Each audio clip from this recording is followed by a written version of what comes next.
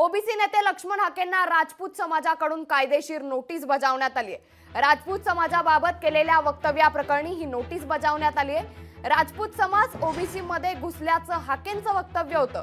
लक्ष्मण हाके दोन समाजात तेढ निर्माण करण्याचा प्रयत्न करत आहेत। महाराणा ब्रिगेडचे धानसिंग सूर्यवंशी यांनी हा आरोप केलाय।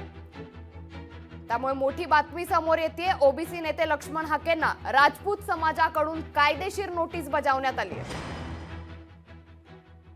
क्षत्रिय म्हणजे त्यामध्ये सर्व आले, त्यामध्ये एकेकाळची राज्यसत्ता निवडले लोक, आजची परिस्थिती त्यांची तुम्ही बघा ना, आणि तुम्ही बोलत असताना काहीतरी बोलायचं।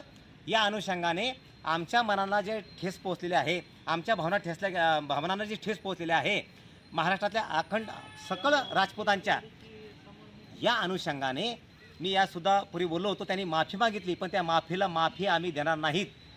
ठीक आहे, आपल्या धर्मासाठी क्षमा विरस्य भूषणम, परंतु तुम्ही बोलताना काय बोलता, पुन्हा माफी मागता सुद्धा तुमची जो युगो आहे तुमच्यामधला तो वारंवार समोर होतोय, ते अत्यंत चुकीचं आहे।